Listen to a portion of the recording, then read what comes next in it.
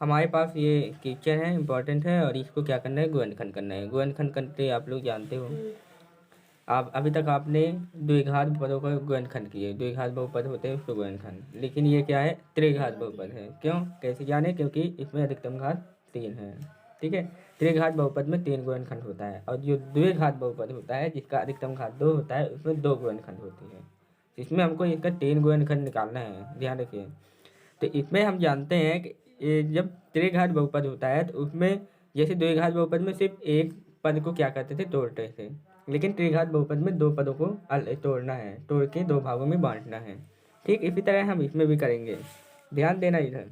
इसमें क्या है, x की घात 3 है माइनस ये क्या है, इसको 2 पदों में तोड़ना है। तो मैंने तोड़ा 1 + 22 कर लिया। मैंने बोला था कि ऐसे तोड़ना है कि ये 1 है, इसके साथ इधर भी 1 होनी चाहिए।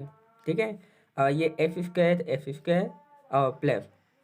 अब हमको इसको 2 भागों में तोड़ना है, तो ध्यान रहे इसका जो पहला भाग है इसके बराबर आना चाहिए, दूसरा भाग इसके बराबर आना चाहिए। तो मैं क्या कर देता हूँ, 22 में 120 को प्लस कर देता हूँ। तो 120 और 22 कितना हो गया, 142।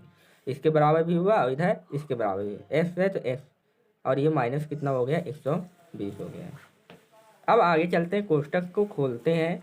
तो ये x की घात 3 हुआ और ये माइनस, जैसे कोष्टक खुला गया तो f² के दोनों के साथ गुणा हो जाएगा। f² का 1 के साथ गुणा हुआ तो f² plus minus minus 22x², और ये प्लस इन दोनों का इसके साथ 22x और प्लस 120x और माइनस 120 हो गया ये। अब ये 2 भागों में हमने तोड़ दिया। इसको तोड़ने के बाद हम क्या करते हैं, इसमें देखते हैं, इसको गुणनखंड करके और देखते हैं कौन कौन सी पद क्या होती है, अलग अलग होती है। अब ध्यान देते हैं इस बात पर, इसमें x की घात 3 है, इसमें x की घात 2 है, तो हम इसमें से क्या कॉमन कर सकते हैं भाई, x² कॉमन कर, मतलब x की घात 2 दोनों में से निकाल सकते हैं। अंदर इसमें कितना 3 तो x था तो 2 से निकल गया तो 1x बचा, और माइनस इसमें x² था तो वो पूरा निकल गया था, कुछ नहीं मतलब 1 बचा, और माइनस। अब इन दोनों में देखते हैं क्या क्या निकल रहा है, तो 22x दोनों में है, तो 22x को कॉमन कर लिए। अंदर कितना बचा, x और माइनस प्लस माइनस, और इसमें कितना बचा 1, और ये प्लस, इन दोनों में क्या मिल रहा है, 120 मिल रहा है। अंदर क्या बचा, x - 1 ये। अब x - 1 तीनों में है, समान है, तो अर्थात इसमें कर सकते हैं x - 1 को पूरी तरह से कॉमन कर सकते हैं। जब पूरी तरह से कॉमन कर लिए तो इसमें कितना बचा, x² और माइनस इसमें कितना बचा 22x, और प्लस इसमें कितना बचा 120 ये।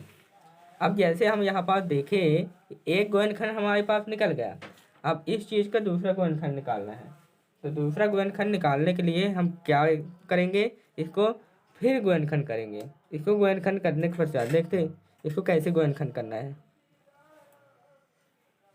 तो ये हमारे पास क्या है, x - 1 है, इसको गुणनखंड करेंगे। ध्यान रहे जोड़ने घटाने में 22 आनी चाहिए, गुणा करने में 120 आनी चाहिए। तो हमने क्या किया, ये x² है और माइनस हमने क्या किया, 12 में कितना 10 को जोड़ेंगे तो 22 आएगा, और 12 में 10 पे गुणा करेंगे तो 120 आएगा, और ये x है तो x प्लस 120 ये। अब यहाँ पास है x - 1, ये x² माइनस, जब कोष्टक खोलेंगे तो x का गुणा दोनों के साथ हो जाएगा, तो 12x और माइनस प्लस माइनस 10x और प्लस 120, मतलब इसको मैं 12 गुणे 10 भी कर सकता हूँ 120 को। ठीक है, अब इसमें देखते हैं, ये x - 1 आया, ये जो है बना और ये भी जो है बन गया।